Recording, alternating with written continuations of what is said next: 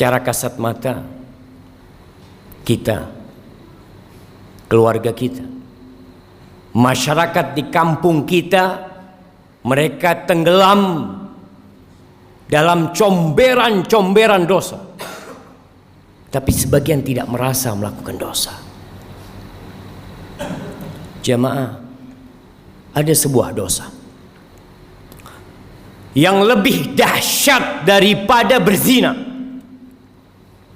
Kalau orang tua mendapati anaknya berzina, maka anak yakin dia akan melakukan tindakan yang sangat keras sekali. Lebih dahsyat daripada mencuri, daripada narkoba, daripada merampok. Tapi banyak di antara kita merasa itu suatu hal yang remeh. Dosa apa? Dosa meninggalkan sholat. Cukup sebagai bukti besarnya dosa orang yang meninggalkan sholat, keislaman orang itu diperselisihkan oleh para ulama. Seorang menculik muslim mungkin, minum khamr mungkin, tapi muslim gak sholat, diperselisihkan keislamannya. Bahkan sebagian ulama berpendapat dia sudah kafir, berhak dibunuh sebagai bentuk hukuman atas kemurtadan dia. Rasulullah sallallahu alaihi wasallam, beliau mengatakan, al-ahdul ladzi bainana wa bainahum as-salah, faman tarakaha faqad kafar. Yang membedakan kita sama mereka tuh, sama orang kafir itu salat. Maka siapa meninggalkan salat, dia telah kafir. Wallahi jamaah, tugas orang tua hari ini hari Jumat, ada di mana anaknya? Kemana mereka? Apakah sudah orang tua mendidik anaknya untuk mendirikan salat? Allah Jalla Jalaluh mengatakan, wa'mur ahlaka bis salati wastabir 'alaiha. Suruh keluargamu salat, suruh istrimu, anakmu salat, dan sabar ketika engkau menyuruh mereka salat. Penghuni neraka ketika ditanya, ma salakakum fi saqar, apa yang menyebabkan kalian berada di neraka Saqar? Apa jawab mereka? Lam naku minal musallin. Kita bukan termasuk orang-orang yang mendirikan salat.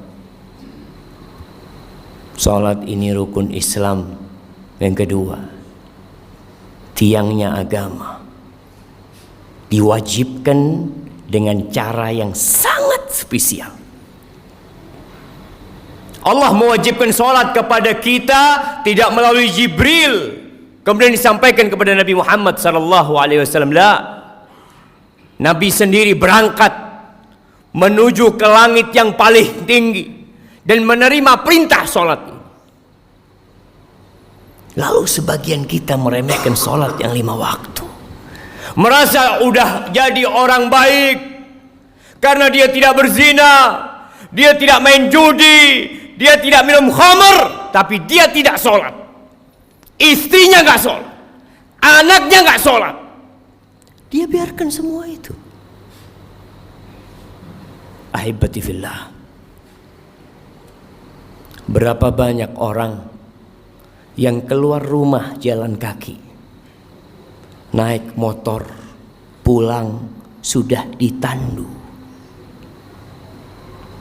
Berapa banyak di antara kita yang ketika mau keluar rumah dia pasang kancingnya sendiri, kemudian sampai rumah yang membukakan kancingnya orang yang memandikan jenazahnya.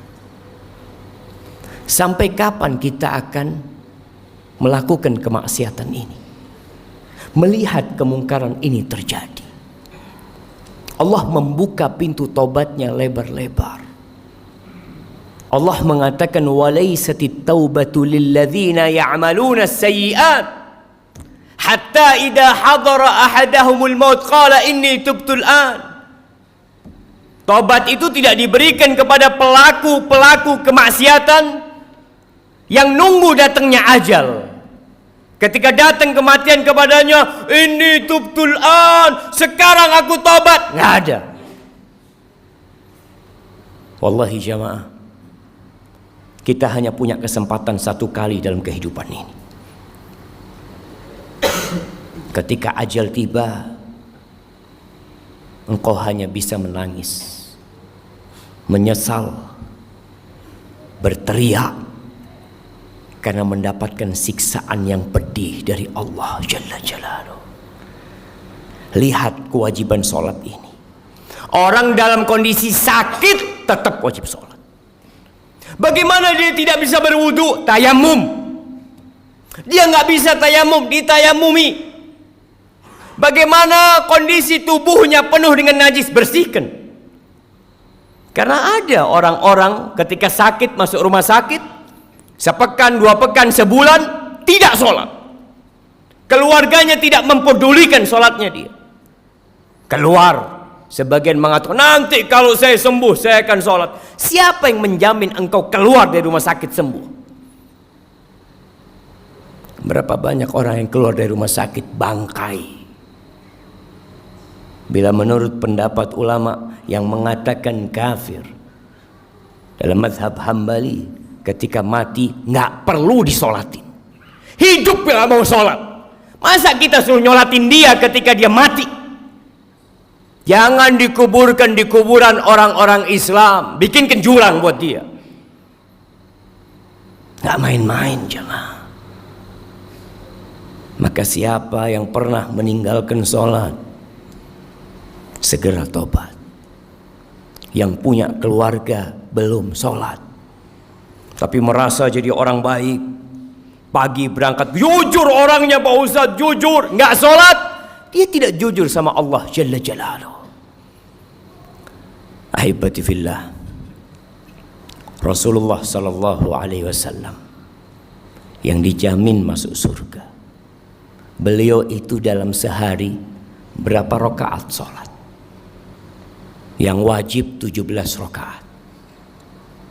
Ditambah lagi 11 rakaat sholat tahajud beliau. Ditambah lagi 12 rakaat sholat rawatib beliau. 40 rakaat jamaah. Lalu kita yang banyak dosa meremehkan urusan sholat ini. Pelajari yang sudah sholat, apakah sholat dia sudah benar apa belum? Jangan sampai kita capek lelah sholat, akhirnya tidak diterima. Kata Rasul sallallahu alaihi wasallam, "Innar rajula la yusalli salata sittina sana." Ada orang yang salat selama 60 tahun dia salat, walam tuqbal lahu shalah. Satu pun salatnya enggak ada yang diterima. Yutimmu ruku'ahu wa la yutimmu sujudahu. Yutimmu sujudahu wa la yutimmu ruku'ahu. Salatnya asal-asalan. Sujudnya sempurna, rukuknya nggak sempurna. Rukuknya sempurna, sujudnya nggak sempurna. Yang penting saya sholat. Lah. Di surat Al-Ma'un Allah katakan fawailul lil musallin. Celaka orang-orang yang sholat. Apalagi yang tidak sholat. Karena ada orang yang sholat tapi dia riya. Tapi dia tidak peduli dengan waktunya. Tidak peduli dengan rukun dan syaratnya. Haibati fillah, Allah mengatakan hafidhu ala salawat was salatil wusta wa qumu lillahi qanitin. Jagalah salat-salat kalian, khususnya salat yang pertengahan, salat asar, dan berdirilah beribadah dalam kondisi tunduk penuh kekhusyuan kepada Allah Jalla Jalaluhu.